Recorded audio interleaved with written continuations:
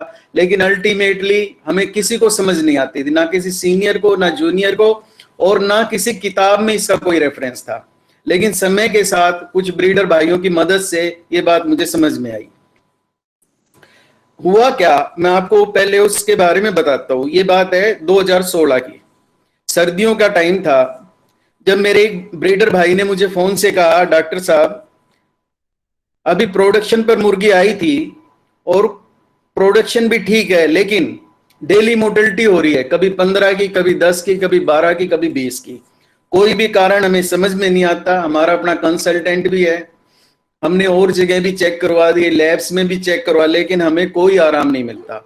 कोई इसको आरडी बताता है, कोई टॉक्सिसिटी बताता है। आरडी की हमने प्रॉपर वैक्सीन की हुई है, टॉक्सिसिटी के लिए सारी प्रिकॉशन ली हुई है, बढ़िया हमारा ग्रेन है, सारी चीजें हैं, लेकिन फिर भी हमें कुछ समझ में नहीं आता। काइंडली आप एक बार फार्म पे आओ और हमारी मदद करो। ये सर्दियों का समय था। फार्मर ने आगे ऐड किया, शायद रात को खेतों में जो लोग रखवाली करते हैं वो लाइट मारते हैं, हो सकता है कि उसके कारण मोर्टेलिटी हो। ठीक है। दूसरी बात उन्होंने कहा बर्ड डर के मरते हैं। और तीसरी बात उन्होंने ये बताई कि जब भी मोर्टेलिटी होती है तो फीड डालने से या तो पहले होती है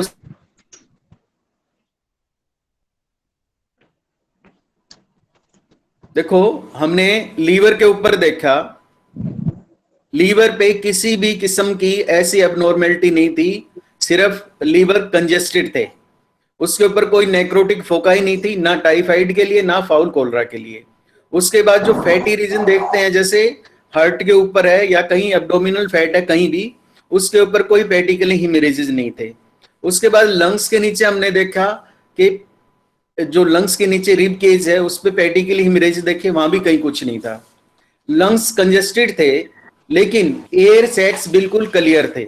जब एयर सैक्स बिल्कुल क्लियर थे तो हमारे समझ में आया कि इसके अंदर कोई वायरल इन्फेक्शन भी नहीं है, कोई बैक्टीरियल इन्फेक्शन भी नहीं है, कारण कोई और है। ना बर्ड्स में कोई लेमनेस थी। तो हमने सारी पॉसिबिलिटी फाउल कोलरा की, फाउल टाइफाइड की, माइकोप्लाज्मा की, ये सारी के सारे हमने रूल आउट कर ली। उसके बाद किडनीज देखे, किडनीज भी नॉर्मल थे, ठीक है, शेप और साइज बिल्कुल ठीक थी। रिप्रोडक्टिव ट्रैक में देखा तो उसमें एक ही चीज थी कि उसके अंदर अंडा था, जो शेल ग्लैंड था उसके अंदर अंडा था, लेकिन सारा का सारा रिप्रोडक्टिव ट्रैक बिल्कुल ठीक था। लीवर हमें ज्यादा डार्क मिला, किडनी नॉर्मल मिली, इंटेस्टाइन थी वो कंजेस्टेड थी। ओवरीज में एक खास बात थी, एक तो उसमें गुच्छे ज्यादा थे और दूसरे डार्क रंग के थे।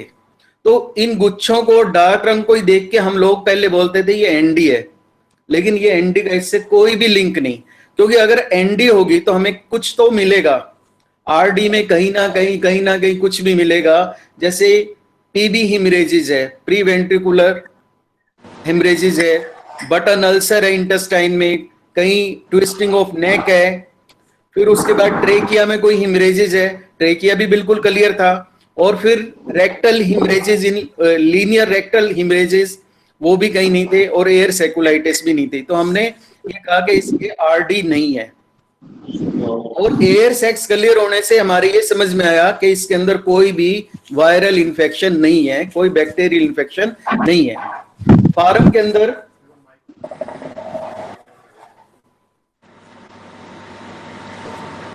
हेलो हेलो, अपने माइक ऑफ कर दें सभी। हेलो, आपसे रिक्वेस्ट है, आप सभी अपने माइक ऑफ कर लें। जब हम फार्म के अंदर गए तो फार्म में हमने क्या क्या चीजें देखी, आप उसको ध्यान से सुनो, क्योंकि ये सब आपके लिए बहुत जरूरी टॉपिक है, बहुत ही जरूरी। हमने देखा फार्म के अंदर कुछ बर्ड्स पेंटिंग कर रहे थे। अब पेंटिंग और सर्दी तो दोनों बात नहीं यकीन आता ना, बीच बीच में हम देख रहे हैं भी पेंटिंग कर रहे हैं बर्ड। गर्मी में तो ये कॉमन बात है, लेकिन अगर सर्दी का मौसम है तो ऐसा नहीं होना चाहिए। कुछ जगह हमने देखे कच्चे अंडे हैं। फिर हमने पूछा भी हैचिंग एग्स, तो हैचिंग एग्स भी कंपैरेटिव स्टैंडर्ड से कम थे। उस दिन हमें कुछ बातें समझ में आई, सारा उस दिन हमें कुछ बातें समझ में नहीं आई। जो समझ में आई सिर्फ यही समझ में आई कि ये कोई बैक्टीरियल इन्फेक्शन नहीं है, ये कोई वायरल इन्फेक्शन नहीं है, ये कुछ और चीज है। डर वाली भी बात मैंने कहा, डर से भी नहीं हो सकता। मेरे माइंड में था फीड के ही टाइम क्यों, फीड के आजू बाजू ही क्यों। तो हार थक के वापस आ गए घर। मेरे साथ डॉक्टर अविनाश भी साथ थे, क्योंकि ये सारा हम टीम में काम करते हैं, इकट्ठे मिलके काम करते हैं। सारा दिन रात दिमाग में इसी बात की तरफ ध्यान रहा। फार्मर से मैं दिन में 3 या 4 बार बातें करता, वो फार्मर साहब के ज्वाइन भी किए हुए है। मैं पूछता यार ये कैसे, ये कैसे, ये कैसे, जो दिमाग में आता पूछता रहता। उसके बाद घर आके कुछ स्टडी किया, कुछ लोगों से डिस्कस किया, कहीं मुझे कुछ भी सॉल्यूशन नहीं मिला। उसके बाद अचानक मेरे माइंड में कहीं से भी मुझे ऐसे लगता है कि मैंने हैदराबाद किसी डॉक्टर से बात की, डॉक्टर सिल्के से। तो मैंने कहा यार ये सिचुएशन है। तो वो बात करते करते उसने कहा डॉक्टर साहब कुछ कैल्शियम टिटैनी के बारे में भी देखो अखबार। तो मैं कैल्शियम टिटैनी के बारे में जैसे मैंने स्टडी करना शुरू किया, तो उसमें सारे के सारे मुझे सारी चीजें कोलेट होगी, और फिर मुझे ये सारी बात समझ में आ गई। और मुझे ये भी समझ में आया कि 18-19 साल से जो हम किसी को लोगों को बता रहे थे वो सब गलत कॉन्सेप्ट था। और ये मैं नहीं, मेरे सारे टीम के लोग, मेरे सीनियर्स लोग, जूनियर्स लोग। सर मेरी रिक्वेस्ट है सब माइक को ऑफ कर दें ताकि हम अच्छे से सुन सकें। तो उसके बाद हमारा सारा ध्यान इसकी तरफ चला गया कि भाई ये कैल्शियम टिटैनी है। इसको हमने अच्छे से सिम्टम्स वगैरह सारे पहचाने, सारी चीजें की, और धीरे धीरे फिर हमने एक अवेयरनेस प्रोग्राम डेवलप किया। और उस अवेयरनेस प्रोग्राम के तहत हमने सारा स्टडी शुरू किया, डॉक्टर्स में नॉलेज को शेयर किया, सीनियर से शेयर किया, और हम कंक्लूड कर पाए दिस इज कैल्शियम टिटैनी। अब मैं अपना प्रेजेंटेशन स्टार्ट करता हूं, उम्मीद है आप ध्यान से सुनेंगे। कैल्शियम टिटैनी एक मेटाबॉलिक डिजीज है। मेटाबॉलिक डिजीज क्या होती है? मेटाबॉलिक, जैसे हम खाना खाते हैं, कुछ भी खाते हैं, तो बेसिकली क्या होता है, एक प्रोटीन होता है, एक कार्बोहाइड्रेट होता है और एक फैट होता है। ठीक है, इन तीनों का जो डाइजेशन है, तीनों चीजों का टूटना कहलाता है कैटाबोलिज्म। अगर फैट है, फैट टूटेगा तो जो उसका एंड प्रोडक्ट बनेगा, उसका एंड प्रोडक्ट बनेगा fatty acid plus alcohol, glycerol etcetera. जब प्रोटीन्स टूटेंगे तो प्रोटीन टूट के बनेंगे एमिनो एसिड्स, और इसी तरह कार्बोहाइड्रेट जब टूटेंगे तो वो बनेंगे ग्लूकोज या फ्रुक्टोज। अब इसका उल्टा, अगर ग्लूकोज और फ्रुक्टोज मिलेंगे आपस में तो वो बनाएंगे कार्बोहाइड्रेट्स। ठीक है, और जब एमिनो एसिड्स जुड़ेंगे आपस में वो बनाएंगे प्रोटीन, और जब फैटी एसिड और अल्कोहल्स मिलेंगे वो बनाएंगे फैट्स। तो जो टूटना कहलाता है कैटाबोलिज्म और आपस में जुड़ना कहलाता है एनाबोलिज्म, और दोनों प्रोसेस को हम बोलते हैं मेटाबोलिज्म। तो ये एक मेटाबॉलिक डिजीज है। ये एक मेटाबॉलिक डिजीज है जो डेवलप होती है जब बर्ड प्रोडक्शन स्टार्ट करता है। और इसमें सबसे पहली कंडीशन ये है कि जो बर्ड नॉन यूनिफॉर्म होते हैं, जो फ्लॉक नॉन यूनिफॉर्म होगा, उसमें हमने ये बातें देखी, खासकर ये सर्दियों में आती है जहां डिलेड प्रोडक्शन होता है। तो उसमें क्या होता है वो सारा डिटेल से मैं आपको समझाता जाऊंगा। डिलेड प्रोडक्शन में क्या होता है, हम लोग पहले अवेयर नहीं थे, हम क्या करते थे, कैल्शियम 1.75 या 2% दे देते थे बिना उस चीज को समझे। तो जो कैल्शियम का लेवल बर्ड्स कंज्यूम करता था वो हायर लेवल हो जाता था, और उसका थोड़ा सा मैं मैकेनिज्म समझाऊंगा। लेकिन आप यही बात तो समझो, प्री ब्रीडर डाइट में अगर हमारा कैल्शियम 1.2% से ज्यादा होगा तो हमारे को ये प्रॉब्लम आएगी। एक तो यूनिफॉर्मिटी पे हमें ध्यान देना है, और दूसरा हमें कैल्शियम 19 से 23 वीक पे। और अगर जो बर्ड प्रोडक्शन पे हैं, सिर्फ मार्बल चिप्स उसी बर्ड्स को देना है, दूसरे बर्ड्स को हमें मार्बल चिप्स नहीं देना। तो एक तो पुअर बॉडी वेट यूनिफॉर्मिटी, दूसरा कैल्शियम डाइट ज्यादा होना, तीसरा जब बर्ड्स प्रोडक्शन पे आता है तो हम सोचते हैं मार्केट का रेट तेज है तो हम सोचते हैं एकदम से फीड बढ़ा दो, एकदम से लाइट बढ़ा दो। अगर हम फीड और लाइट दोनों एकदम से बढ़ाएंगे तो ये प्रॉब्लम डेवलप हो जाती है। इसके अलावा और भी चीजें हैं, ये 3 पॉइंट्स हैं, इसके अलावा और भी बातें हैं। अगर हमारी फीड में, जैसे पैलेट फीड है, तो पैलेट फीड के अंदर चिप्स डालने का प्रोविजन नहीं है, वहां मार्बल पाउडर है। अगर मार्बल पाउडर ज्यादा लेवल में है 19 से 23 वीक में, या प्रोडक्शन टाइम उन मुर्गियों को कैल्शियम ज्यादा दिया जा रहा है जो मुर्गी अंडे पे नहीं है, तो वो इफेक्ट पड़ेगा किडनी पे, एड्रिनल ग्लैंड पे, और सबसे बड़ी बात यह है कि कच्चे अंडे आने शुरू होंगे और ये प्रॉब्लम डेवलप होगी।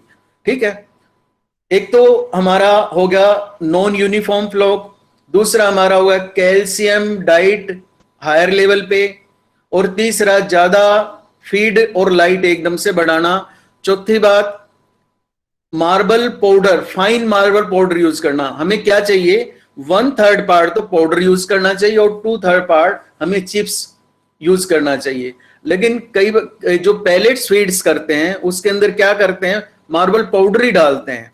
तो मैंने ये भी देखा कि जहां पैलेट फीड चल रहा था, अगर वो डाइट एक टाइम है तो उसमें कैल्शियम अब्जॉर्प्शन हायर साइड पे रहेगी। अगर पैलेट फीड यूज कर रहे हो आप, तो मैं आपसे ये सजेस्ट करूंगा कि आप फीड 2 बार यूज करें बजाय 1 बार के, और उसमें जो बारीक पाउडर है उसके बजाय थोड़ा मोटा पाउडर भी आता है, 3-4 ग्रेड के पाउडर आते हैं, तो उसमें अगर आप थोड़ा मोटा पाउडर 2/3 यूज करेंगे तो हमारी ये प्रॉब्लम कम रहेगी। और मैं आपको गारंटी से कहता हूं कोई भी ऐसा ब्रीडर नहीं है जिसने ये प्रॉब्लम फेस ना की हो। उसके बाद जैसे हम शेड के अंदर गए तो शेड के अंदर हमने ये सारी चीजें ऑब्जर्व की। पहले फ्लोक बिल्कुल बढ़िया, देखने में फर्स्ट क्लास, हर तरह से एक्टिव, कोई भी साइन ना लगे कि इसमें कोई बीमारी है।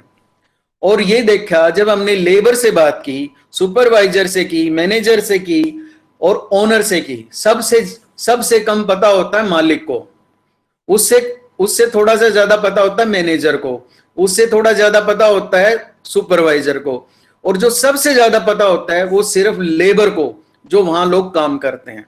तो उन लेबर्स के साथ मैंने बैठ के एक एक 2 अलग अलग चलते चलते उनके साथ बात करके, भाई ये किस टाइम होता है, कैसे होता है, बर्ड कैसे होता है, आग लगा के देखते हो तो कैसा लगता है, गर्म ज्यादा है क्या।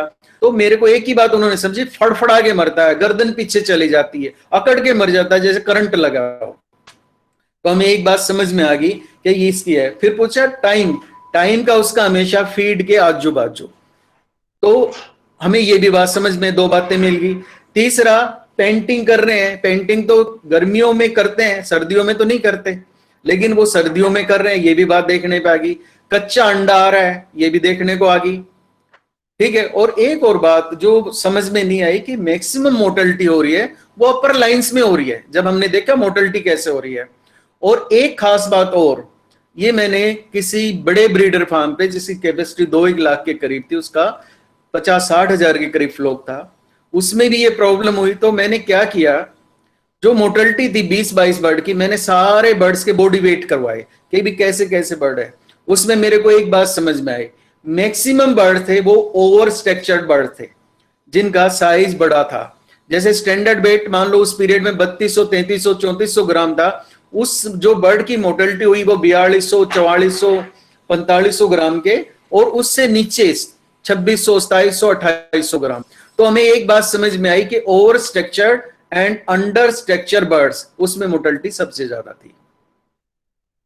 और एक और खास बात आई, सिर्फ वही उसी बर्ड्स में मोर्टेलिटी हुई है जिस बर्ड्स में जो अभी अभी प्रोडक्शन पे आया था। मैं पूछता भाई तुम लाइनें बनाते हो, हमारे नॉर्थ में एक ट्रेंड है लाइन बनाने का, तो जैसे हमने लाइन शिफ्ट की, जैसे जो मुर्गी अंडे पे आती जा रही है तो वो कहते हैं जी जो अंडे पे आती जा रही है उसी में प्रॉब्लम है। ठीक है, ये बात समझ में नहीं। फिर हमने उसको बाद में एनालाइज किया, तुम कैल्शियम कितना दे रहे हो, तो उनके लिए तो सब बराबर था, 5-4% प्रोडक्शन आ गई और उन्होंने 3% अपना कैल्शियम देना स्टार्ट कर दिया, चिप्स स्टार्ट कर दिया। उसके बाद हमने पोस्टमार्टम शुरू किया, तो हमने देखा कि कोई बहुत ज्यादा चीजें देखने में नहीं है, सिर्फ जो छाती की मसल है वो सफेद हो रही है जैसे गर्मी में होती है, लेकिन ये हमने देखी भी ये सर्दियों में भी गर्मियों वाला क्या इफेक्ट है। उसके बाद पार्शियल और fully formed ovum in the shell gland, जो यूटेरस है उसके अंदर मैंने देखा कि उसके अंदर अंडा बना हुआ है, अंडे वाली मुर्गी है। और सबसे बड़ी बात जो समझ में आई, जितने भी विसरल ऑर्गन्स हैं जैसे लीवर है, लंग्स है, हार्ट है, ये सारे विसरल ऑर्गन्स है, दे वर हाईली कंजेस्टेड। कंजेस्टेड का मतलब क्या है कि इसमें सारे डार्क रंग के दिखाई देते हैं, जैसे लीवर है डार्क कलर का दिखाई दिया तो हम ये सोचे भाई टॉक्सिसिटी ना हो। ठीक है, लंग्स को हमने देखा, लंग्स भी डार्क है और उसके पास थोड़ा एडिमा, थोड़ा बहुत पानी भर जाना, वो भी देखा, वो भी बात समझ में आई। फिर छाती के ऊपर भी हमने देखा भाई पीली सी स्ट्रिक्स भी हैं। और उसके बाद जो एक और खास बात जो नोट करने की थी वो ये थी कि जितने भी अंडे थे वो साइज में बड़े थे, ठीक है, और ज्यादा थे। तो जो साइज और डार्क कलर के थे, डार्क कलर का मतलब हाईली कंजेस्टेड, ठीक है, काले अंडे ऐसे बोलते हैं। और बड़े बड़े अंडे वो सुपर ओवुलेशन बोलते हैं इसको। ये इस तरह की पिक्चर इसके अंदर है,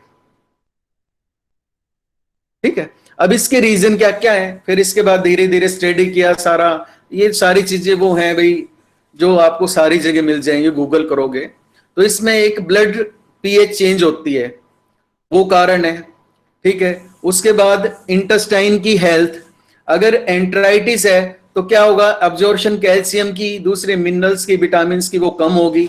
तो इंटेस्टाइन पे आपको ज्यादा ध्यान देना है एंट्राइटिस के ऊपर, जब आपका ब्लड प्रोडक्शन पे आइए तो हमेशा ही ध्यान देने की चीज है। इसके बाद है ये इलेक्ट्रोलाइट इम्बैलेंस, आपको ये बात समझनी बहुत जरूरी है।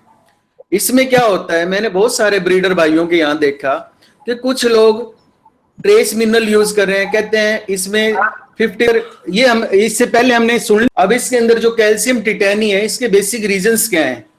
एक तो इससे change of pH in blood, तो ब्लड के अंदर पीएच जब चेंज हो जाती है उसका वो है metabolic disturbances that increase blood pH of birds cause unavailability of calcium. तो इसमें क्या होता है, जब पीएच ब्लड में बढ़ जाती है तो कैल्शियम की अब्जॉर्प्शन, कैल्शियम आयन की अब्जॉर्प्शन सेल के अंदर कम हो जाती है, ठीक है। बर्ड्स में एक सिस्टम है वो अपने आप ठीक करता है, जो उसको बफर सिस्टम कहते हैं। वो अपने आप पीएच को ठीक करने की कोशिश करता है, लेकिन कुछ कारणों के कारण वो कर नहीं पाता। सेकंड पॉइंट है आंतों की हेल्थ। अगर एंट्राइटिस है, देखो एंट्राइटिस बर्ड्स में हमें दो ही चीजों पे सबसे ज्यादा ध्यान रखना चाहिए। एक तो सांस की नली साफ रहनी चाहिए और दूसरा आंतें बिल्कुल ठीक रहनी चाहिए। अगर आंतें साफ है तो आपके बर्ड्स में 90% प्रॉब्लम नहीं होगी। आपको इस बात को ध्यान से समझना है। तो एंट्राइटिस पे आपको हमेशा ही ध्यान रखना है। और अगर मान लो एंट्राइटिस है तो उसमें कैल्शियम की अब्जॉर्प्शन घट जाएगी, विटामिन की अब्जॉर्प्शन घट जाएगी और ट्रेस मिनरल्स की अब्जॉर्प्शन घट जाएगी। उसके बाद है, ये बहुत जरूरी पॉइंट है, इस बात को थोड़ा आप ध्यान से समझो। देखो मेरे कुछ ब्रीडर भाई ऐसे हैं जिन लोगों के पास मैं जाता उनको प्रॉब्लम्स होती, तो मैं स्टडी करता भी ट्रेस मिनरल कौन सा यूज कर रहे हो, क्या क्या यूज कर रहे हो। तो उन लोगों को कंसल्टेंट कहते हैं कि भाई आधा इसमें ऑर्गेनिक डाल लो, आधा इसमें इनऑर्गेनिक डाल लो। अब क्या होता है कि इसके अंदर क्या है, इम्बैलेंस हो जाता है। और अगर इम्बैलेंस होता है, मान लो कहीं मैग्नीज बढ़ गया, कहीं मैग्नीशियम बढ़ गया, कहीं जिंक बढ़ गया, ठीक है, तो ये जो ऑर्गेनिक चिलेट्स थे आप या तो ऑर्गेनिक यूज करो या इनऑर्गेनिक यूज करो। और अगर आपको करने दोनों है तो आपको प्रॉपर नॉलेज होनी चाहिए। अगर आपके पास प्रॉपर नॉलेज नहीं है तो आप इस तरह की गलतियां करोगे और ये भी आपके यहां मोर्टेलिटी का एक कारण बनेगा। तो मेरी सभी भाइयों से रिक्वेस्ट है, या तो आप एक ही सोर्स यूज करें, या तो आप ऑर्गेनिक ट्रेस मिनरल यूज करें, या आप इनऑर्गेनिक ट्रेस मिनरल यूज करें। और बहुत एक्सपेरिमेंट करने की इसमें जरूरत नहीं है, ठीक है। उसके बाद नेक्स्ट पॉइंट है टाइप ऑफ कैल्शियम सोर्स। अब देखो इसका मैं पहले भी डिस्कस कर लिया। जो कैल्शियम का हमें क्या चाहिए, 1/3 भाग चाहिए पाउडर और 2/3 भाग चाहिए हमें chips. Large particle size calcium particle remain in the upper intestine for a longer period of time and vice versa. उसके बाद है गर्मी का स्ट्रेस। शैड के अंदर टेम्परेचर गर्मी नहीं होनी चाहिए, ठीक है, ये गर्मियों के लिए है। लेकिन सर्दियों में भी अगर कैल्शियम टिटैनी तो ये सिचुएशन डेवलप होती है। और पेंटिंग ज्यादा करेंगे तो कार्बन डाइऑक्साइड ज्यादा प्रोड्यूस होगा, उसके कार्बोनेट आयंस कम होंगे और इसको हम करेक्ट कर सकते हैं। तो गर्मियों में क्या होता है, पेंटिंग करते हैं बर्ड, उसमें कार्बोनेट आयंस कम होते हैं, ठीक है, और उससे क्या होगा, उसकी पीएच बढ़ जाएगी ब्लड की। इसको हम करेक्ट कर सकते हैं सोडा बाइकर, मीठा सोडा डाल के 100 से 150 ग्राम 1 क्विंटल फीड में हम यूज करें तो ये ठीक हो सकता। हमें सोडियम आयंस को 3 तरीके से मैनेज करना होता है। सोडियम आयंस 0.16 से 0.18% तक चाहिए सोडियम आयंस। इसके 3 सोर्सेज हैं, एक तो नमक है, एक मीठा सोडा है और तीसरा है सोडियम सल्फेट। अगर हम तीनों सोर्सेज को यूज करें, जैसे मान लो 2.5 किलो के करीब नमक कर लिया, 1 किलो मीठा सोडा कर लिया और 1 किलो सोडियम सल्फेट यूज कर लिया, तो हमारा ये बिल्कुल बढ़िया एडजस्ट हो जाता है। ठीक है, अब इसका लाइन ऑफ ट्रीटमेंट क्या था? इसका लाइन ऑफ ट्रीटमेंट, जब ये प्रॉब्लम आ जाती है तो ये बहुत मुश्किल है करेक्ट करना इसको। इसके लिए क्या है, ये सिर्फ हम कोशिश कर सकते हैं, लेकिन इसके अंदर बहुत ज्यादा हमें आराम नहीं मिलता। कोशिश क्या क्या कर सकते हैं, सिम्टोमेटिक है, जैसे एंट्राइटिस है तो एंट्राइटिस के लिए हम कोई अच्छी सी दवाई यूज कर सकते हैं एंट्रिक इन्फेक्शन के लिए। ठीक है, जैसे बीफर है और CHQ है, क्लोरोहाइड्रोक्सीक्विनोलिन है, एल्बेक है, इस तरह के प्रोडक्ट हम इसमें यूज कर सकते हैं। सिंपल नियोमाइसिन भी हम यूज कर सकते हैं। दूसरा, मार्बल चिप्स 5 ग्राम, 2 से 5 ग्राम पर बर्ड 3 दिन देते हैं हम। 3 दिन, योर स्क्रीन स्टिल बिजी। ठीक है, दोबारा से कर दीजिए, दोबारा से कर दो।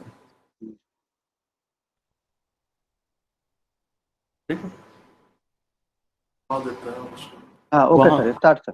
ओके जी सर।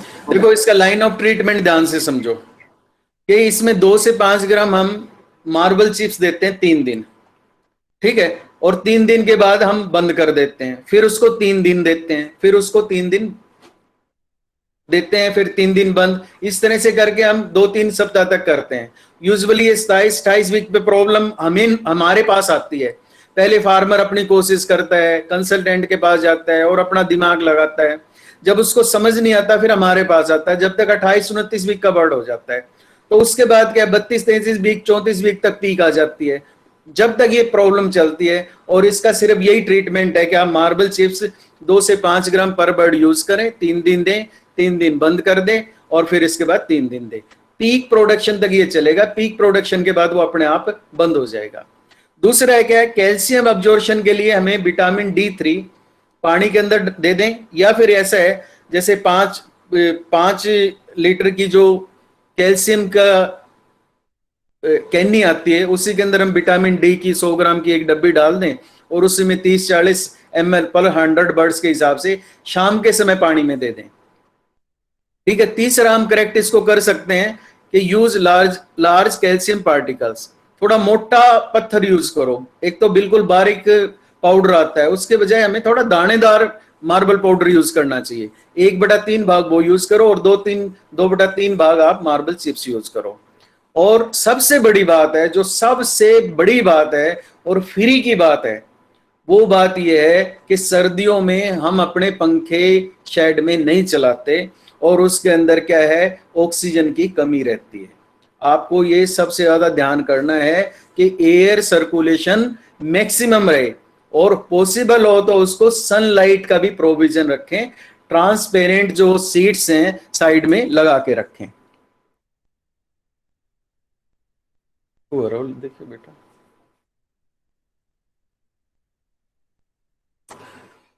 अब ये है प्रिवेंशन ऑफ कैल्शियम टिटेनी।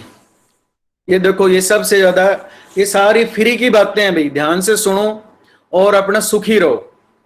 पहला पॉइंट है, 19 से 23 वीक हमारा प्री ब्रीडर डाइट होती है, उसमें हमें क्या करना है, 1.2 से ज्यादा % से ज्यादा कैल्शियम नहीं देना।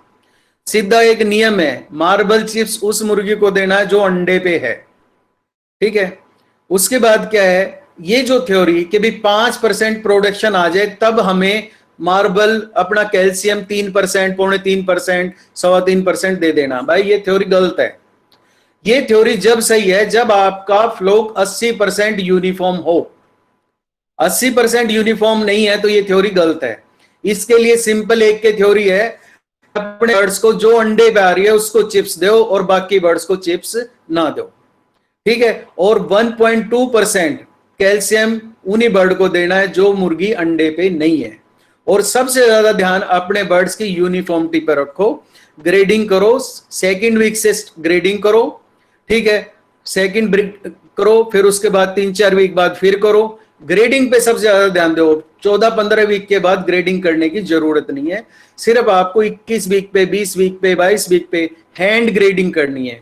जिसकी कलगी अच्छे से निकल गई उसकी लाइनें अलग सेपरेट बन जाए, या कोशिश करो जब आप शिफ्ट कर रहे हो 15-16 वीक पे, उसी पे ये सारे काम करके अच्छे से बर्ड को यूनिफॉर्म फ्लोक को एक लाइन में रख लो, नॉन यूनिफॉर्म को आप रखो जहां सूरज की रोशनी ज्यादा आती हो, बाहर की साइड साउथ की तरफ, ये बात ध्यान रखो। और मार्बल पाउडर है वो हमेशा दानेदार हो, ठीक है, बहुत बारीक फाइन पाउडर यूज करने की जरूरत नहीं है, ठीक है। उसके बाद विटामिन डी, इसकी थोड़ी हमें लेवल बढ़ाने चाहिए। जो कोप 430 है उसके अंदर इसकी जरूरत 4000 के बजाय, जो मैं स्टडी कर रहा हूं, मैं देख रहा हूं, अगर हम इसको 6000 इंटरनेशनल यूनिट दें पर केजी तो ये ज्यादा इफेक्टिव है। उसके बाद है मीठा सोडा। भाई मीठा सोडा रेगुलर यूज करना चाहिए, 100 से 150 ग्राम, और हमें सोडियम आयंस की ओर ध्यान देना चाहिए 0.16 से 0.18% तक।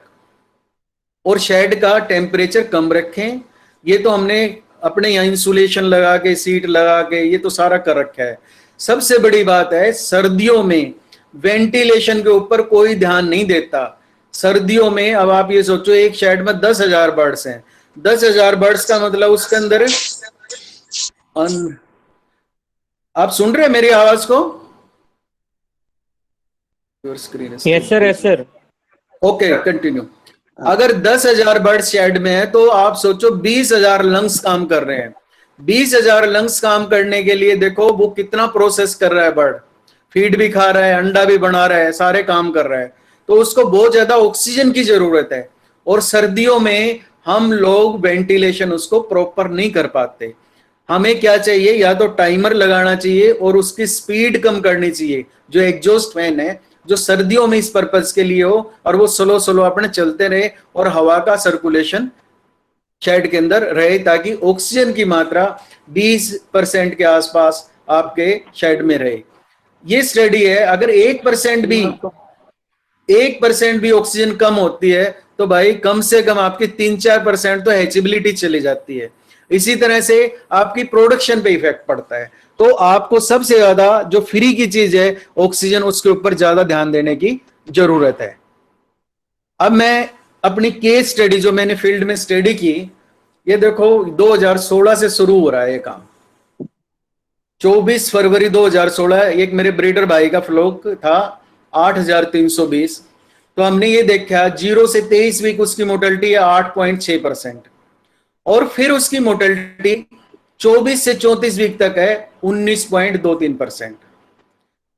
ठीक है, इसको हमने स्टडी किया। उस आदमी को हमने बताया भाई ये कैल्शियम टिटेनी है। पहले उसको यकीन नहीं आया, क्योंकि सबसे बड़ी प्रॉब्लम मेरी इंडस्ट्री में क्या है, कंसल्टेंट पैरेलल है, सारे डॉक्टर हैं, ठीक है, सारे सलाहकार हैं, कोई भी मुंह से कुछ भी निकालता है। अरे भाई बात को समझो, जिसका लॉस होता है, जिस मालिक का, उसको सारा अपना काम ध्यान से करना चाहिए। आप सबकी बातें सुनो, लेकिन जो बात सही है उस बात को आप करो, ताकि आपके लॉसेज ना हो। अदरवाइज हमारे बिना बात लॉसेज होते रहते हैं। तो पहला फ्लोक था, उसमें 19.23% हुई।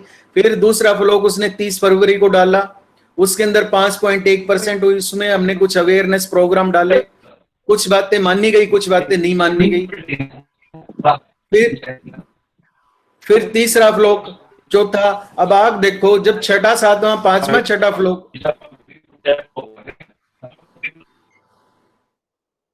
जब पांचवा छठा फ्लोक आया तो वहां मोर्टेलिटी देखो आप कितने परसेंट है, 1.7%, 1.6%, 2.5%। अब आप इस बात को ध्यान से समझो। देखो मुर्गी तैयार होती है 1400-1500 रुपए में मुर्गी तैयार होती है। 1,800-1,200 रुपए अगर,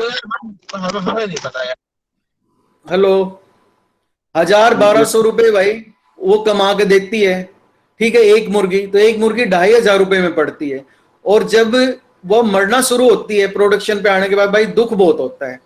समझ गया, आप लोगों को दुख होता है, भाई हमें भी दुख बहुत होता है, सुख चैन खत्म हो जाता है सारा। इसलिए ये जरूरी है कि आप छोटी छोटी बातों को जो मैंने बताई ध्यान से सुनो और करो। अब ये पहला केस था। उसके बाद इस फार्म पे हम कंटिन्यू करते रहे और हम इस कंक्लूजन पे आ गए और ये ठीक होगा। सेकंड केस था भाई ये 2 जनवरी का 11,000 का फ्लोक था, डिप्लीशन इसमें 10.9।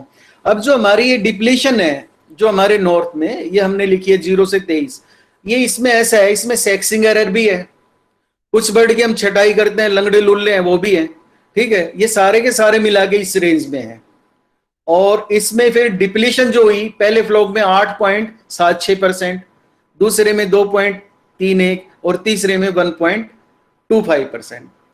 जैसे यहां मोर्टेलिटी होते हैं तो हम लोग उसको फॉलो करते हैं, सारी की सारी हमारी टीम, डॉक्टर अविनाश है, ठीक है, ये पूरे के पूरे एक्टिवली इन्वॉल्व रहते हैं। जो चीजें नहीं समझ में आती मेरे से संपर्क करते हैं, ज्वाइंटली हम जाते हैं, चीजों को एक एक करके सारी को समझते हैं पहले, फिर उसके बाद स्टडी करते हैं, कभी सीनियर से बात करते हैं, किसी जूनियर से बात करते हैं, जो भी हमें बता के समझा के हम कोशिश करते हैं, लेकिन भगवान की कृपा से हमें अल्टीमेटली बात समझ में आ जाती है। 30 साल के इस टेन्योर में कभी भी ऐसे नहीं हुआ कि बात को हमने समझना चाहा ना समझ में आया, हमें समझ में आई गई। तरीका चाहे लेबर ने समझाई, चाहे सुपरवाइजर ने, चाहे मैनेजर ने, चाहे सीनियर ने, चाहे जूनियर ने।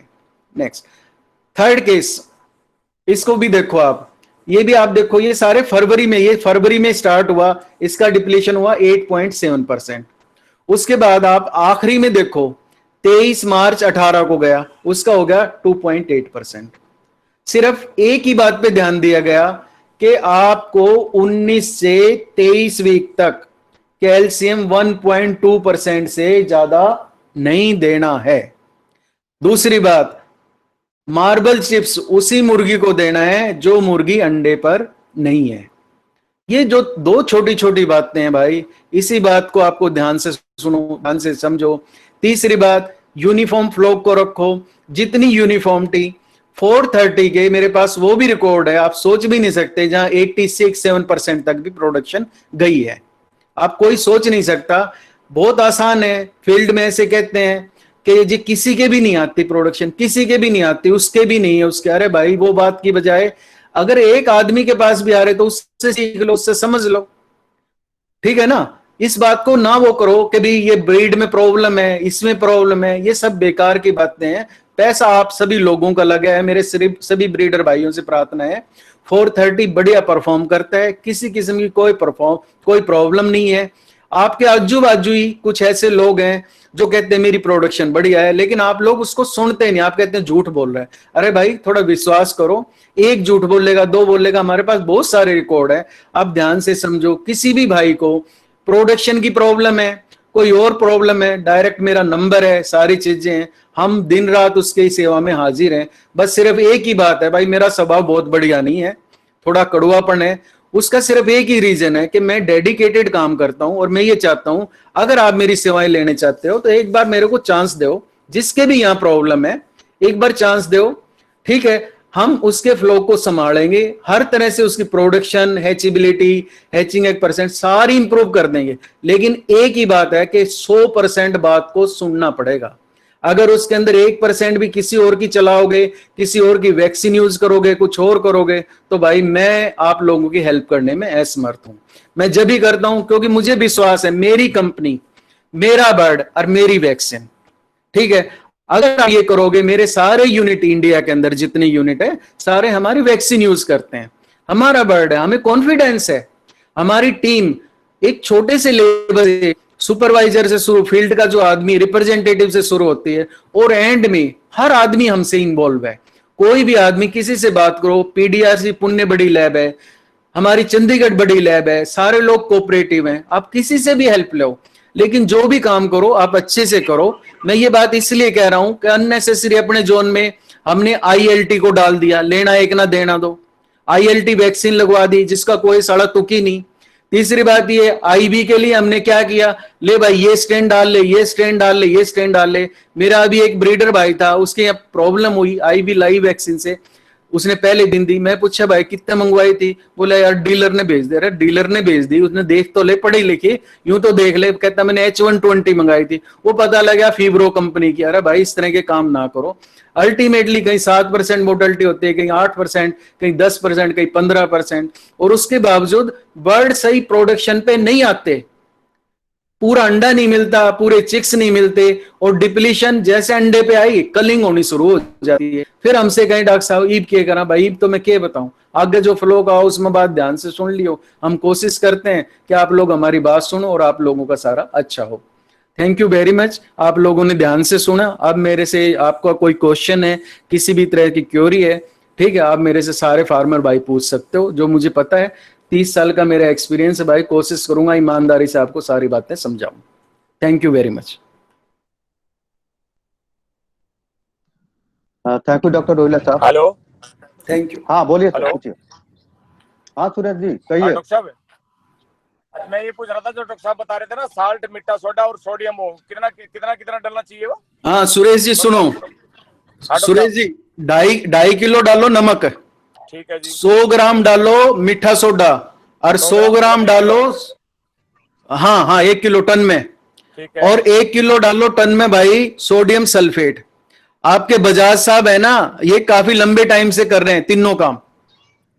ठीक है, ठीक है, हम जो डाल रहे हैं ना जी डॉक्टर साहब, वो हाँ 3 किलो नमक और 1.5 किलो मीठा सोडा ये डाल रहे हैं।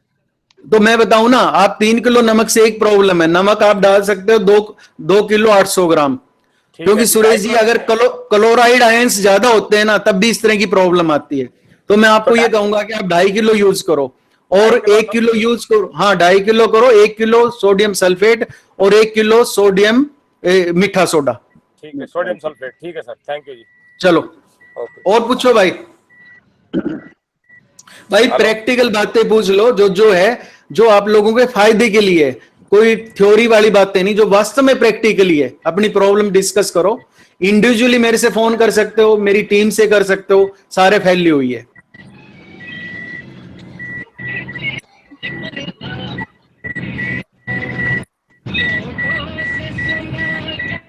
हाँ जी, और कोई भाई को पूछना है कुछ?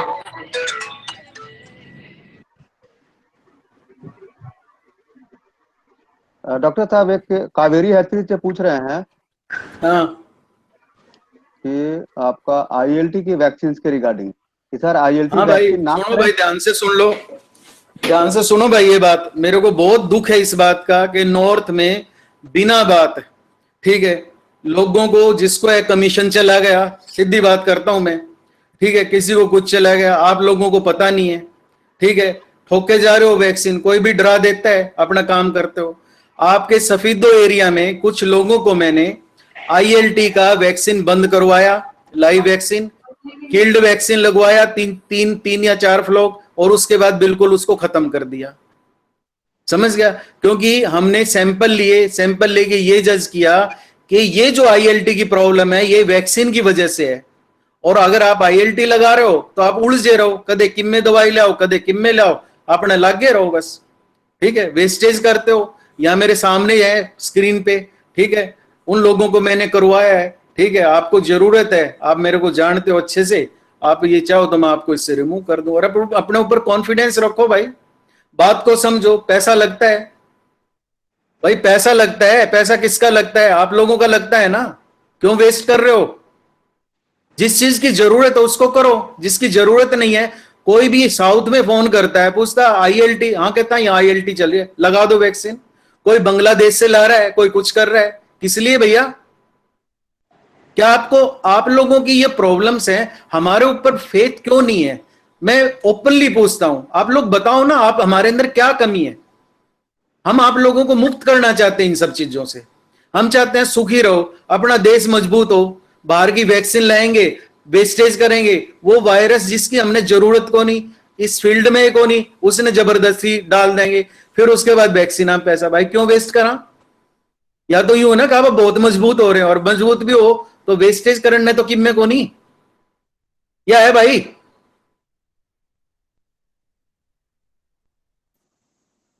और क्वेश्चन भैया? हाँ डॉक्टर साहब। हाँ हेलो। हाँ हाँ शशि जी। बोलिए। बोलिए। हाँ डॉक्टर साहब, एक जैसे लेट लेइंग बर्ड होता है, हाँ हाँ उसको फीड कैसे मैनेज करें? जैसे आपने प्री हाँ, स्टार्टर प्री ब्रीडर मैं फीड बताता बता हूँ, दिया, वो काफी मैं हैवी हो बता जाता है बर्ड।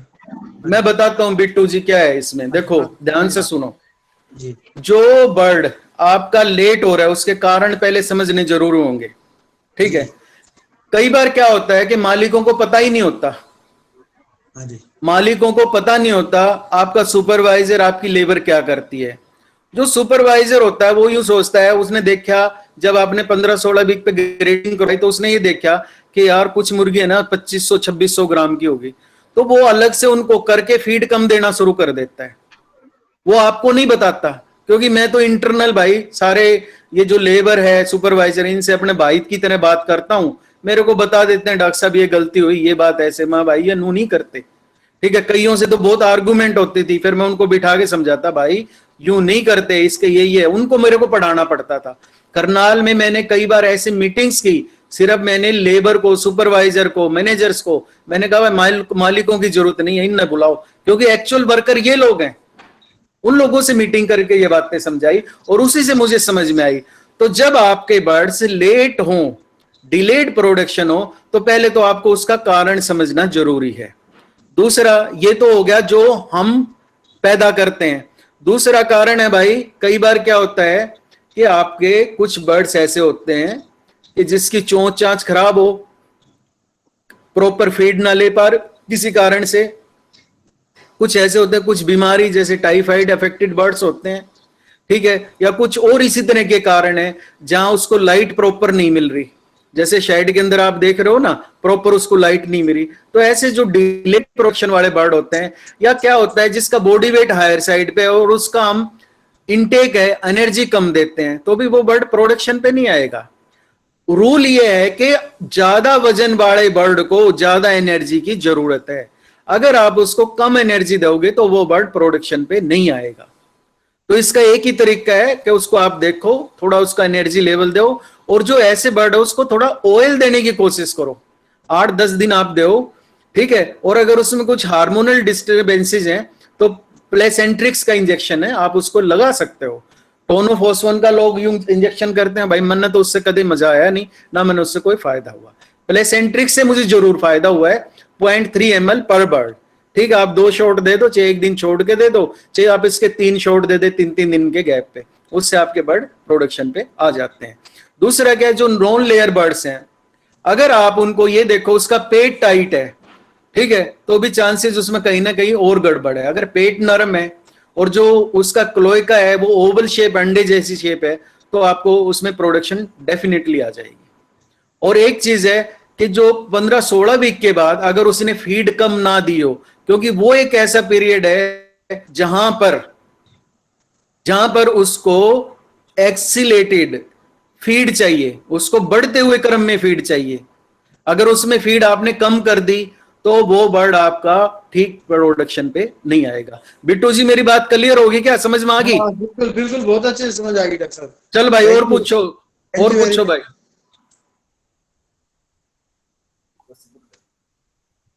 भाइयों मैं चाहता हूं कि हम सारी ब्रीडर मैनेजमेंट के ऊपर लेक्चर दें और इसने सारा ने कवर कर ले, एक एक बात ने, चाहे आप 20 मिनट बोलना, चाहे आधा घंटा बोलना, हर सप्ताह बोलना, चाहे 15 दिन में, सारे इंटरेस्ट लो। आप सब लोगों को मैं सारे जालों से मुक्त कर दूंगा और कॉन्फिडेंस भर दूंगा, अपना कॉन्फिडेंस से काम करो। एक क्वेश्चन और था डॉक्टर साहब। हाँ बोलो। जैसे ये प्री ब्रीडर फीड में जैसे प्रोटीन लेवल ज्यादा होता है, तो ये हम जैसे लेट तक मुर्गी अंडे पे नहीं आती, तो मतलब प्री ब्रीडर में कुछ प्रोटीन कम करके देना है, इसी को ही कंटिन्यू करना है? हाँ, ये आपका है ना बड़ा अच्छा पॉइंट है। हेलो, उसमें हम 1% अपन प्रोटीन लोअर साइड पे रखें, जैसे आपने एनर्जी बढ़ाई ना तो आपका ये एडजस्ट हो जाएगा अपने आप। ओके ओके जी, थैंक यू। ठीक है ना, 1% में पूरा मार्जिन है, 1% प्रोटीन आप कम कर सकते हो। डॉक्टर साहब थैंक यू। चलो और क्वेश्चन पूछो।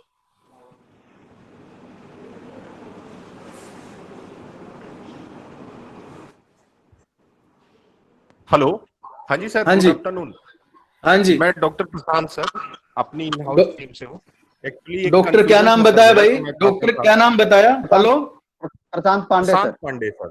ओके ओके बोलो। तो सर मेरा एक क्वेश्चन था, एक्चुअली क्या जैसे आपने बोला सर कि एक्सीलरेटिंग फीड, तो एक्सीलरेटिंग कुछ फार्मर ऐसे होते हैं जैसे जो फीड को एक्सीलरेट करते हैं तो सम टाइम ये प्रॉब्लम आती है कि ओवरवेट हो जाता है बर्ड, जो स्टैंडर्ड होना चाहिए। नहीं डॉक्टर साहब, पहले तो आप ये बताओ आप कहाँ काम करते हो, कितना एक्सपीरियंस है, आप ब्रीडर में कितना जाते हो, पहले इस बात को मुझे क्लियरिफाई करो, क्योंकि मैं आपको उसी लेवल पे जाके समझाने की कोशिश करूंगा। डेफिनेटली सर, एक्चुअली मैं अभी भिवानी मेरा वर्किंग एरिया है, हेडक्वार्टर है। मैंने आपको भिवानी? कई बार सर संपर्क किया। हाँ जी सर, ओके। फोन से आपका बिजी शेड्यूल था तो आपने रिसीव नहीं किया, थोड़ा सा इस आपको इस वजह आपको से बात कितना नहीं। टाइम आपको कितना टाइम हो गया इस चीज में, इस फील्ड में? मेरे को 2.5 साल हो, इस बेल्ट में तो कम हुए, इसके मतलब टोटल 2.5 ब्रीडर साल हो में गए। तो कोई एक्सपोजर नहीं है ना, ब्रीडर में नहीं था सर, रिसेंट में अभी। सुनो सुनो, आप ध्यान से सुनो। फिर आप पहले ब्रीडर मैनेजमेंट का हमारा फ्लोक का मैनुअल आता है, नहीं आए तो आप मेरे घर से ले जाना। 1523 सेक्टर 13 में मैं रहता हूं, भिवानी। ठीक है, आपको संडे के बड़े दिन जरूर मिलूंगा। ठीक है, और मुझे पता नहीं तो उसमें आप ऐसा फोन से मुझे बात कर लेना और बता देना मैं डॉक्टर प्रशांत पांडे बोल रहा हूं। 1 घंटा आपको पढ़ाऊंगा, सारी बातें समझाऊंगा। 4 सीटिंग चाहिए मुझे आपको समझाने के लिए। 4 सीटिंग में आपको सारी चीज क्लियर हो जाएगी। ठीक है, एक्सीलेटेड वेट गेन के लिए, क्योंकि क्या होता है 16 से 23-24 वीक तक एक्सीलेटेड वेट गेन होगा, तभी उसमें मेच्योरिटी आएगी। अगर उसका वेट गेन होगा तब मेच्योरिटी आएगी, और वेट गेन कब होगा? जब उसको एक्सीलेटेड फीड मिलेगी। अगर हम ये काम नहीं करेंगे तो उसमें मेच्योरिटी नहीं आएगी। अब क्लियर हो गया आपका पॉइंट? चलो नेक्स्ट। सर लेकिन हाँ जी सर, तो साहब आप मिलके बात कर लीजिएगा सर से, ठीक है? Yes sir, okay. ओके। और कोई शशि जी, ब्रीडर भाई? डॉक्टर सुमीत वर्मानी का क्वेश्चन है, हाँ जी sir. if we get cases of calcium tetany cases in summers, how to differentiate from heat stress? Okay okay okay, ठीक है। देखो ऐसा है, क्वेश्चन तो बहुत ही बढ़िया है। तो हीट स्ट्रेस का जो पैटर्न है ना, जैसे इसमें जो फीड के टाइम मोर्टेलिटी, सबसे जब आप फार्मर से हिस्ट्री लोगे तो आप पूछोगे कि भाई मोर्टेलिटी किस टाइम होती है, तो वो मोर्टेलिटी जो कैल्शियम टिटैनी है, वो मोर्टेलिटी आपको 3-4 बजे के अराउंड मिलेगी। और ये खास बात ये है कि ये थ्रू आउट लाइफ चलती है। कैसी चलती है थ्रू आउट लाइफ? कुछ बर्ड ने अंडा देना बंद कर दिया, लेकिन हम उसकी डाइट तो अलग नहीं करते ना, उसको मार्बल चिप्स, उसको कैल्शियम तो उतना ही देते हैं। तो क्या चाहिए हमें? ये चाहिए कि जो हमारे यहाँ मोर्टेलिटी होती रहती है उसमें कैल्शियम टिटैनी का एक बड़ा कारण है। ठीक है, थ्रू आउट लाइफ चलता है कि जो मुर्गी अंडे नहीं दे रही उसको सेपरेट करें और उसको चिप्स ना दें, बिना चिप्स का फीड दे दें, तो वो उसकी मोर्टेलिटी नहीं होगी। अदरवाइज जब वो दोबारा प्रोडक्शन पे आएगी 5-7 दिन के बाद, तो उस बुक की मोर्टेलिटी हो जाएगी। और वो मैंने ये देखा है फील्ड में कि भाई ये भी कैल्शियम का टिटैनी का केस है, 55 वीक पे, 44 वीक पे, ऐसे भी मैंने देखे हैं। तो डॉक्टर विरमानी, आप सिर्फ उसका हिस्ट्री पूछिए, अदरवाइज सिम्टम सेम है। दूसरी बात, हीट स्ट्रोक के अंदर, हेलो, हीट स्ट्रोक के अंदर लंग्स में कंजेशन नहीं होगा, लीवर में कंजेशन नहीं होगा, हार्ट के ऊपर आपको फ्लूइड नहीं मिलेगा, इंटेस्टाइन आपकी कंजेशन नहीं मिलेगा, और ओवरीज हैं उनमें भी कंजेशन नहीं मिलेगा। तो आप इसको इस तरह से डिफरेंशिएट कर सकते हैं। उम्मीद है डॉक्टर साहब आपको मेरी बात समझ आ गई होगी, फिर भी नहीं है तो आप पूछिए। हाँ जी भाई साहब नमस्कार। हाँ जी, ओम प्रकाश खनौरी से बोल रहा हूँ डॉक्टर साहब। पेरेंट आ गया के? अरे हाँ जी आ गया है, इसीलिए तो फोन कर रहे हैं आप। हाँ हाँ, बोल के बात है, बताओ फिर। प्रोलेप्स की दिक्कत है भाई साहब, ये छठे वीक से 3-4 बर्ड ये आंतड़ी सी बाहर निकल जाती हैं और मर जाते हैं। बहुत बढ़िया क्वेश्चन है भाई, सारे लोगों की प्रॉब्लम है, इसको ध्यान से सुन लो, इसका इलाज है अपने पास, बात को समझ लो। पहले देखो, आपका ये पहला फ्लोक है क्या, दूसरा है? नहीं पहला ही भाई साहब, पहला ही है। आज पहला ही अपना है, 8 वीक का हो गया।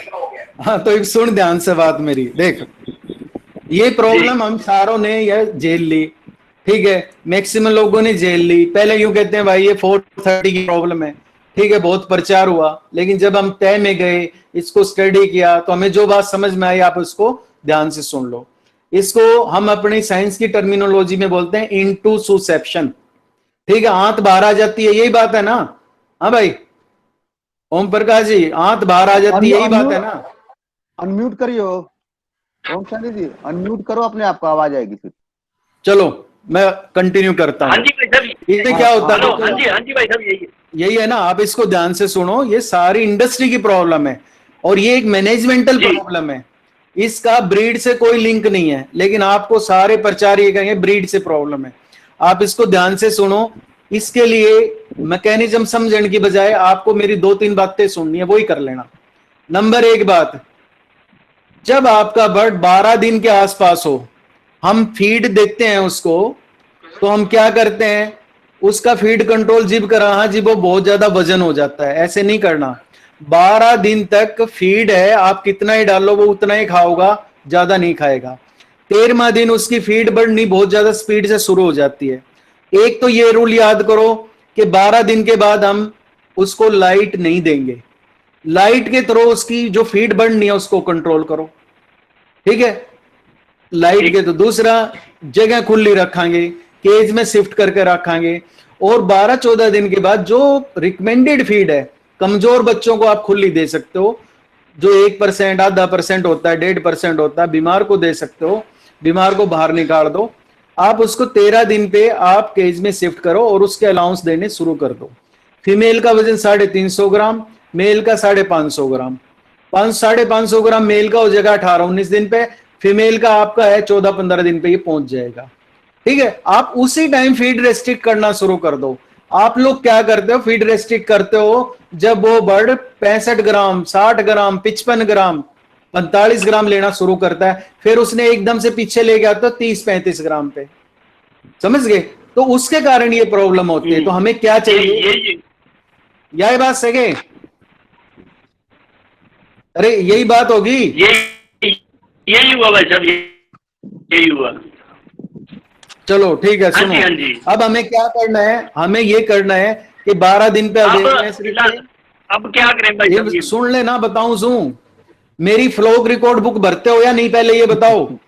जो रिकॉर्ड बुक भेजी है वो भरते हो कि नहीं? जी जी, Om Prakash ji, fluke record book भरते हो? भरते हैं भाई साहब, मैं आऊंगा, देखूंगा ही, अगले सप्ताह आऊंगा। हाँ, मैं भरते हैं भाई खनौरी साहब। आऊंगा भाई, ठीक है। एक तो ये, हाँ जी। दूसरा उसके शामी, हाँ जी, हाँ जी, आओ, उसके शामी वैक्सीन वेलकम, लिख आओ। रखी है, उसके शामी आओ जी, आओ आओ। हाँ जी, उसके शामी 24 दिन पे कोक्सी का ट्रीटमेंट लिख रखा है। 24 दिन पे कोक्सी का ट्रीटमेंट दिया था, सच्ची सच्ची बताइए। अरे 24 दिन पे कोक्सी का ट्रीटमेंट दिया था जी ना? 24 दिन पे कोक्सी का ट्रीटमेंट दिया था कि कोक्सी का ट्रीटमेंट?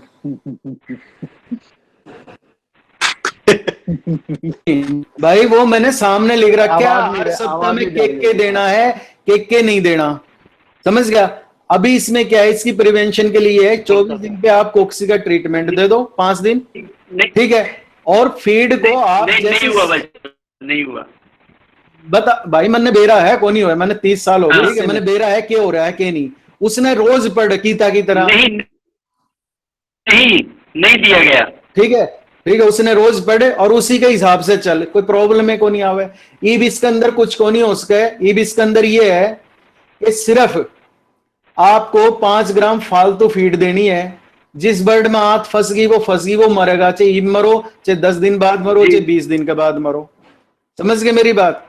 इस बात को आपको समझना है। कोक्सी का ट्रीटमेंट दे दो, ठीक है, और इसी बात पे ज्यादा ध्यान दो, और उसमें थोड़ी सी डीएल्ड ज्यादा डाल दो। फीड एक टाइम की बजाय 2 बार कर दो। अब आगे समझ में बात। ये आपके कई दिन निकलेंगे बर्ड, कभी 1 निकल गया, कभी 4 निकल गए, कभी 3। जब आप कोक्सी का ट्रीटमेंट कर दोगे, उसके बाद नए बर्ड नहीं निकलेंगे, जो पुराने अफेक्टेड बर्ड है वो निकलते रहेंगे। ठीक है, ठीक, ठीक है, आपके पास आते हैं भैया, मैं डॉक्टर साहब को भेजता हूं। और बताओ।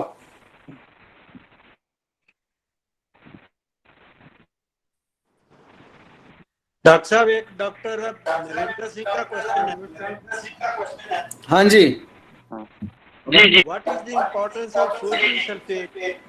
What is the importance of? Most of the farmers ठीक है, use the bicarb and common public. मुझे समझ नहीं आया पढ़ा साहब क्वेश्चन। डॉक्टर साहब, he is asking what is the importance of sodium sulphate? Sodium sulphate, अच्छा सुनो भाई ध्यान से। उसका सोडियम सल्फेट का ऐसा है भाई, देखो ज्यादातर फार्मर सोडा बाइकार्ब और कॉमन सॉल्ट यूज करते मैं यही बता रहा हूं, इसका कारण सुनो भाई। अगर क्लोराइड आयन ज्यादा साइड में होंगे तो कैल्शियम टिटेनी के केसेस बढ़ते हैं। उससे क्या है, ब्लड पीएच पे चेंज होता है। इस वजह से हमें सोडियम मैनेज करना है 0.16 और मैक्सिमम 0.18% सोडियम मैनेज करना है। ठीक है, और सोडियम मैनेज करने के लिए हमें यह जरूरी है कि हम 3 सोर्सेज यूज करें। ठीक है, तो इसके अंदर क्या होता है, क्लोराइड लेवल हमें पोटासियम क्लोराइड ये जरूरी है। देखो, कैल्शियम, सोडियम, पोटासियम, क्लोराइड, ठीक है, मैग्नीज, जिंक, इनके लेवल्स पे हमें बहुत ज्यादा सोचने के और काम करने की जरूरत है। हमारा क्लोराइड लेवल 0.18 से ज्यादा नहीं होना चाहिए। इससे ज्यादा होगा तो उसके ब्लड पीएच बढ़ जाएगा, जो डिजायरेबल नहीं है। ठीक है, इसलिए बजाय सोडियम क्लोराइड के हम सोडियम सल्फेट की तरफ लेके जाते हैं। और सोडियम सल्फेट वाली प्रैक्टिस है वो बहुत कम है, बहुत कम है भाई, लेकिन इसकी जरूरत है इंडस्ट्री को। नेक्स्ट क्वेश्चन क्लियर हो गया हाँ जी, पटा हाँ जी। साहब? शशि जी और कोई क्वेश्चन किसी का? नमस्कार। हाँ विनोद राठी जी बोलिए। डॉक्टर जी, बोलो जी। हाँ जी, बोलो राठी साहब। क्या? विनोद राठी जी हेलो। बोलिए। हाँ जी। Hello hello hello. हाँ बोलिए ना, आवाज आ रही है आपकी। आ रही बात? बोलो राठी साहब, बोलो। डॉक्टर जी, जो ये 6 वीक के बाद है ना, क्या चीज? 15 वीक के बाद? 6 वीक के बाद, 6 वीक के बाद। 6 वीक के बाद, हाँ। जो मुर्गी में लूजली प्रॉब्लम आती है, एक तरफ की तरह जैसे लगने को उनकी तरह एहसास होता है, मुर्गी को होती है तो भाई मेरे को समझ में आवाज नहीं थोड़ा आई है। सा। हाँ, विनोद राठी जी थोड़ा स्पीकर के पास आइए ना, आवाज क्लियर आएगा। हेलो। दोबारा बोलो भाई, क्लियर नहीं है आवाज। नहीं, अभी लगी 6 वीक के बाद पैरों में प्रॉब्लम आती है, घुटनों में, लंबा पैर भी जैसे मुर्गी लंबी होती है इस तरह भाई में निकल। भाई आवाज क्लियर नहीं आ रही, कट कट का आ रही है।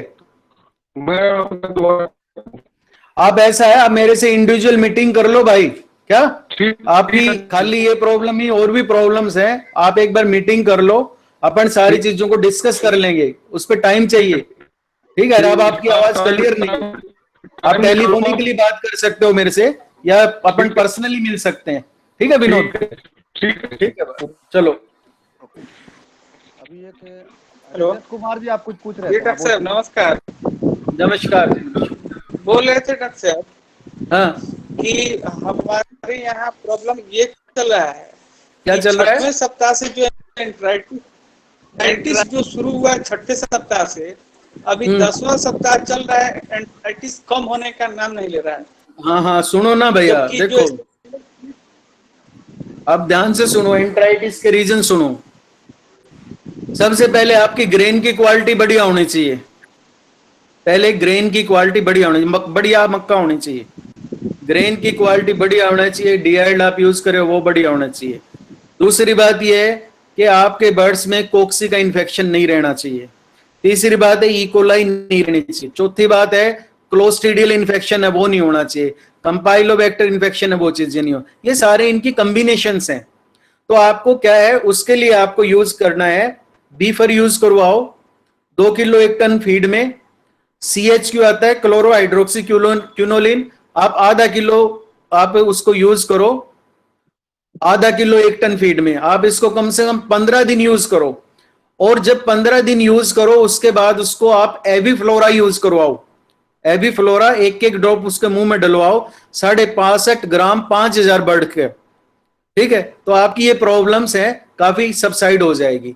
एविफ्लोरा जब देना, जब आपके बर्ड्स की आंतें बिल्कुल साफ हो जाए। और ये मैंने लाइन ऑफ ट्रीटमेंट आपको बता दिया है। ठीक है,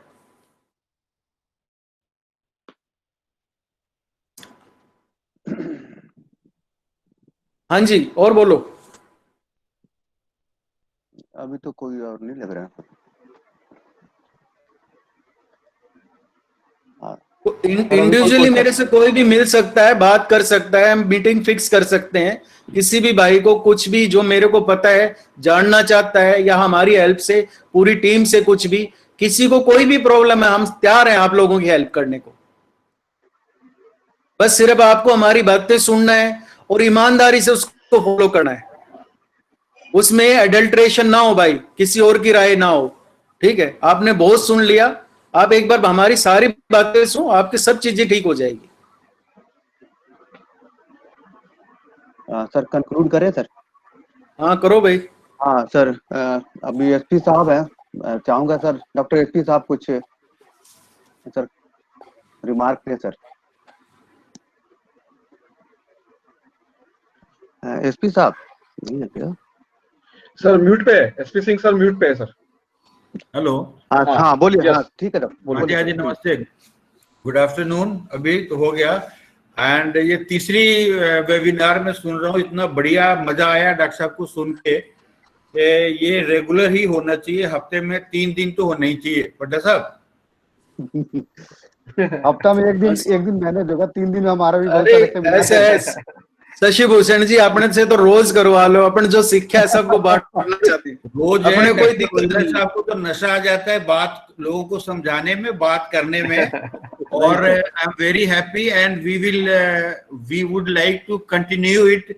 और जैसे डॉक्टर साहब बोल रहे हैं कि मिलावट के बगैर अगर आप सुनो तो बहुत बढ़िया है। इसको जो काम में लाना है और इसको जब यूज करना है तो एडल्ट्रेशन फ्री अगर यूज करें तो हमारी नियत में भी कोई एडल्ट्रेशन नहीं है और आपका नुकसान है। तो ये इंडस्ट्री का इसके अंदर भला है तो हमें करना चाहिए। Thank you very much. और काफी एजुकेटिव था। और डॉक्टर साहब 5-6 टॉपिक जरा बना लो और एक टॉपिक सुनो, आपकी मार्केट इतनी बढ़ने वाली है, एक टॉपिक का भी आएगा कि वो फिर दोबारा करो, तो इसकी रिकॉर्डिंग रखो आप। रखा हूं मैं डॉक्टर साहब, मेरे पास तो टॉपिक ही टॉपिक है, रोज पढ़ता हूं मैं। ठीक है, डेली पढ़ता हूं सर। और मैं अपने जूनियर डॉक्टर को ये कहता हूं, भाई पढ़ा करो। मेरे को गुस्सा आता है, मैं उनको डांटता भी हूँ, भाई पढ़ा करो, किताबें खुद ही खरीदो। बिल्कुल ठीक है, बिल्कुल ठीक है। तो ठीक है ना, ये लोग नहीं पढ़ते तो मेरे को अच्छा नहीं लगता। दूसरा है, कंसल्टेंट लोगों के लिए भी मेरा मैसेज है, भाई बढ़िया ईमानदारी से कमाओ। ठीक है, किसी के चक्कर में ना पड़ो। कंसल्टेंट है, इनवाइट कर लो सर। कंसल्टेंट भी मेरे भाई है, बच्चों जैसे है, सारे सीख के गए हुए हैं, कुलीग ही है ना। तो उनको ये है कि भी बढ़िया बढ़िया पैसे कमाओ। ब्रीडर के 10 अंडे बढ़ाओ, 10 चिक्स बढ़ाओ। यूं कहते पर 5 तेरे, 5 में ना, तेरे पर बर्डन 5 बढ़ा दिए, 5 के 10 अंडे बढ़ गए, एक मेरे को दे दे बस। 10% बस अच्छी कमाई होती है। तेरी फीस नहीं चाहिए, 5 चिक्स बढ़ाता हूँ, उसके पैसे दे दिए मैंने। Thank you very much. Okay, thank you doctor साहब। We try to have weekly webinar. Doctor साहब जैसा आप सजेस्ट करेंगे, हमें इसमें कुछ बहुत ज्यादा टाइम की जरूरत नहीं है और इनविटेशन वगैरह जस्ट ऑनलाइन हम इसको सर्कुलेट भी कर देंगे। तो जैसे डॉक्टर साहब सजेस्ट सर, मैं इसके बाद आप अगर आप चाहोगे तो ब्राइलर पे दे सकते हैं, लेयर पे दे सकते हैं, जैसा चाहे, न्यूट्रिशन पे, जिस टॉपिक पे भी चाहो उस पर कर दें। इसको अगर 2 महीने और चालू रखो ना, तो जो प्रवचन वाले हैं ना भाग जाएंगे। सर अभी एक मजबूरी कोविड, बढ़िया प्रवचन कोई नहीं हो सकता। देखो जी, डॉक्टर एसपी सिंह है मेरे गुरु, ठीक है, पिता समान है, हमारा चलता रहता है। आप जो गुरुत्व की प्राप्ति करने जा रहे हो ना, दिस इज वेरी हैप्पी कि वो नया का आदमी मुसीबत में नया नया रास्ता ढूंढ लेते हैं। This is also very good way. कोई बीमारी नहीं फैलेगी, कुछ नहीं मिलेगा, कोई जाली झप्पी नहीं, कोई कुछ नहीं। अपना आराम से काम करो और जाके गुनो उसको। डॉक्टर साहब, भगवान की तरफ से पूरा आशीर्वाद है, कॉन्फिडेंस है, किसी भी चीज को हम रिपीट नहीं होने देंगे। किसी को कोई बीमारी हो, चैलेंज है कोई भी, क्योंकि ब्लेसिंग्स है परमात्मा की, सच्ची नीयत है। और एक नियत है कि एक बार गलती हो जाए, वो गलती दोबारा ना हो ना, तो फिर यही ऑब्जेक्ट है बस। बिल्कुल बिल्कुल। चलो ठीक है। Thank you. Thank you doctor साहब। अभी डॉक्टर प्रकाश रेड्डी साहब हैं क्या? है सर, प्रकाश रेड्डी साहब है ना? I request Dr. Prakash Reddy साहब. Hello. Yes, Dr. Yeah, Reddy, yeah. good morning. Good morning. Yeah, good afternoon, sir. How are you, sir? Sorry, what is the? नहीं, अच्छा, you can follow all ना. Haryanvi mixed Hindi. Yeah. Prakash Reddy is in Hindi. You can follow easily. Today is Haryani. See, whatever He has it is, improved whatever it last- is, the for the technical people, it is a feast. So we will be able to understand a lot of differential diagnosis. Most of the people will be thinking about infections, बड़ा disease चाहिए, but they forget the basics. जो basics है वो भूल जाते हैं, तो बड़ा diseases के लिए सोचते रहते हैं. But when we correct the basic this thing, everything will come in line. Royala साहब ने very practically समझा है. That's really great. Thank you very much, sir, Royala साहब. Thank you. Thank you, thank you. The lastly, I request Mr. Padda साहब to give the concluding remarks. Padda साहब. Sir unmute करें sir, सबसे पहले पड्डा साहब unmute करें, unmute. Thank you very much, Dr. SP Singh, Dr. Kesh Gupta, Dr. Vermani, Dr. Prakash Reddy, Dr. Kanda Swami, Dr. Lee Deshpande, my whole team, North 1, North 2, North 3, and breeder भाइयों को बहुत बहुत धन्यवाद कि आप इस webinar में join किए. और सबसे ज़्यादा प्यार और सत्कार डॉक्टर रोहेला जी को. He is a professor in self. I love listening to him. और उनको जितना खाने का शौक है, और यदि सीखने वाला स्टूडेंट थोड़ा सा भी शौक रखे, तो he can earn a lot by just listening to him what has to be done. तो उनके इस प्रयास को हम खाली नहीं जाने देंगे. इन फ्यूचर आई थिंक मैं अपनी टीम के TSO और RSM लेवल की भी मैं शशि जी को बोलूंगा कि नॉर्थ 1, 2, 3 TSO और मैनेजर्स मिला के भी हम रेगुलर ट्रेनिंग रखें डॉक्टर रोहेला से. Specially first we will start with breeders, then layers and then broilers. Apart from that any breeder, layer farmer और broiler farmer want to join, he can join easily. तो हम इनकी जो knowledge है उसका पूरा फायदा लेंगे. तो एज ए मार्केटिंग पीपल हमें लेना भी चाहिए कि हमारे साथ इतना सभ्य लोग बैठे हुए हैं. रोहेला साहब को हम पिछले 34-35 साल से जानते हैं, जब से ये आए तब से हमारे कैरियर शुरू है. And he such a nice और ट्रूथफुल गाय. और अपने को इनसे बहुत सीख लेनी है, बहुत नॉलेज है इनके पास. जिनके पास नॉलेज इनको कोट प्रणाम. और ब्रीडर्स भाइयों को भी चाहिए कि ज्यादा से ज्यादा लोग पार्टिसिपेट करें. मेरी टीम को भी यही हिदायत है कि प्लीज 2-2, 3-3 बार ब्रीडर भाइयों को याद रहें कि आज वेबिनार है, so that they should participate. ये उनके फायदे के लिए डॉक्टर साहब ने अपना कीमती समय निकाला. और ये ब्लेसिंग इन डिस्गाइज है कि हमारे पास अभी टाइम है फ्री. हम बहुत ज्यादा बाहर जा नहीं सकते, तो नॉलेज एक ही जगह पे बैठ के इंडिविजुअली आप सोचो कि इंडिविजुअल के लिए वो वेबिनार या सेमिनार कर रहे हैं, तो कोई किसी के साथ नहीं, हर कोई फ्री अपना अपना सवाल पूछने के लिए. तो thank you doctor Rohela very much. हमारी टीम और भी आपका फायदा उठाएगी आने वाले टाइम में. मैं शशि को बोलता हूँ कि अपने TSO और टीम के लिए भी वेबिनार अरेंज करते रहे अपने लोकल. तो थैंक यू वेरी मच. पड्डा साहब नेक्स्ट टॉपिक अपन करते हैं ब्रायलर ब्रीडर मैनेजमेंट सबके लिए. उसमें अपने टीम भी है सारी चीजों के लिए, तो वो भी कोई डेट फिक्स कर लेंगे और उसके ऊपर टॉपिक कर लेंगे. ठीक है, ठीक है Shashi ji, make it a point. Thank you very much. Thanks to all. Thank you sir. Thank you. Thank you sir. Thank you sir. Thank you very much. Thank you, sir. Thank you. Thank you, sir. Thank you very much, sir. Thank you. Okay, sir. Thank you, sir. Thank you.